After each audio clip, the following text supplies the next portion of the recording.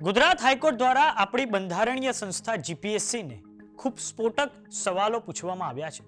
હજારો વિદ્યાર્થીઓ દર વર્ષે જીપીએસસી ની વિવિધ ભરતીઓની તૈયારી કરતા હોય છે.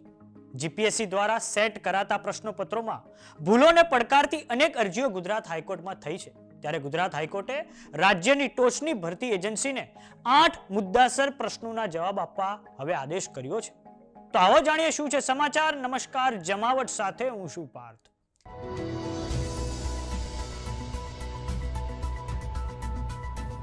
ગુજરાત પબ્લિક સર્વિસ કમિશનની સ્થાપના બંધારણની કલમ 315 સબક્લોઝ 1 પ્રમાણે કરવામાં આવી છે.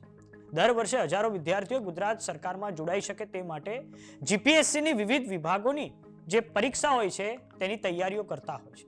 પરંતુ વર્તમાનમાં જીપીએસસીની નિયમિતતા અને પારદર્શિતાને લઈને અનેક સવાલો ઊભા થયા છે. એટલું જ નહીં, તેમાં જે પેપર સેટર હોય છે, એક્સપર્ટ્સ હોય છે, તેમની યોગ્યતાને લઈને પણ ભયંકર સવાલો ઉઠ્યા છે. તો હવે ગુજરાત હાઈકોર્ટમાં જીપીએસસી દ્વારા જે પેપરો સેટ કરવામાં આવે છે તેને લઈને ઘણી બધી પિટિશન હાઈકોર્ટમાં થઈ છે, જેની પર ન્યાયમૂર્તિ નિર્જર દેસાઈ દ્વારા સુનાવણી હાથ ધરવામાં આવી હતી. જજ નિર્જર એસ દેસાઈ દ્વારા સ્પષ્ટ કરી દેવામાં આવ્યું હતું કે પરીક્ષાઓમાં કોઈ પણ પ્રકારની દખલગીરી કરવાની સત્તા વડી અદાલતની ખૂબ ઓછી છે, પરંતુ હજારો અભ્યર્થીઓ કે જેઓ શિક્ષિત છે પરંતુ બેરોજગાર છે, તેમના ભવિષ્યને સુરક્ષિત કરવા માટે સાથે જ ભવિષ્યમાં પેપર સેટર અને તેમની ક્ષમતાને લઈને કોઈ સવાલો ઊભા ના થાય તે માટે આ સુનાવણી હાથ ધરવામાં આવી છે. આ પછી ગુજરાત હાઈકોર્ટ દ્વારા જીપીએસસીના અધિકારીઓને 8 મહત્વના પ્રશ્નોને લઈને એફિડેવિટ ડિસેમ્બરની 11મી તારીખ સુધી દાખલ કરવા માટે કહેવામાં આવ્યું છે.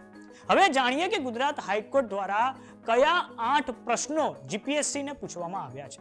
પહેલો પ્રશ્ન, જીપીએસસી પાસે પેપર સેટર માટે કોઈ સ્પષ્ટ લેખિત નીતિ છે? તેમની લાયકાતો, અનુભવો અને પસંદગીના ધોરણો નક્કી કરનાર કોઈ નિયમો છે? બીજો પ્રશ્ન પૂછવામાં આવ્યો છે કે શું જીપીએસસી પાસે વિષયવાર પેપર સેટરોનો કોઈ પેનલ કે પૂલ તૈયાર છે?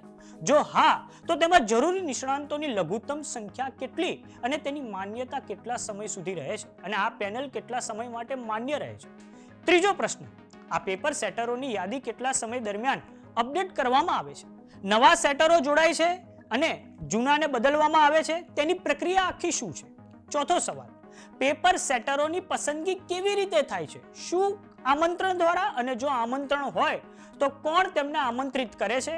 નિષ્ણાંતોને કેવી રીતે પેનલમાં સામેલ કરવામાં આવે છે અને નિષ્ણાંતોને સામેલ કરવાના માપદંડ શું છે? પાંચમો પ્રશ્ન, પેપર તૈયાર થયા પછી પ્રૂફ રીડિંગ થાય છે? કોણ પ્રૂફ રીડ કરે છે? કેટલા તબક્કામાં થાય છે? અને પ્રૂફ રીડરોની જવાબદારી નક્કી કરવામાં આવી છે કે નહીં? છઠ્ઠો પ્રશ્ન, જો પ્રૂફ રીડર ભૂલ કરે તો શું કાર્યવાહી થાય છે? એટલે કે ઉત્તરદાયિત્વ ક્યાં છે? શું જવાબદારી અને દંડની વ્યવસ્થા છે? સાતમો પ્રશ્ન, જો પેપર સેટર ભૂલ કરે તો ગુજરાત પબ્લિક સર્વિસ કમિશન શું કરે છે? અગાઉ થયેલી ભૂલોમાં કોઈ દંડ, નિષ્કાસન અથવા તો શિસ્ત નિયંત્રણના પગલાં લેવાયા છે કે કેમ? અને આઠમો છેલ્લો પ્રશ્ન ગુજરાત હાઈકોર્ટ દ્વારા જીપીએસસીને એ પૂછાયો કે જીપીએસસી પાસે વિષય નિષ્ણાંતોની કોઈ પેનલ છે અને છે તો તેની લાયકાત શું છે? વિવાદિત પ્રશ્નો કેવી રીતે અને કોણ દૂર કરે છે? અને આ પેનલની હાલની સ્થિતિ અને માન્યતા શું છે? આમ જજ નિર્જર એસ દેસાઈ દ્વારા આ ખૂબ મહત્વના પ્રશ્નો પૂછવામાં આવ્યા છે.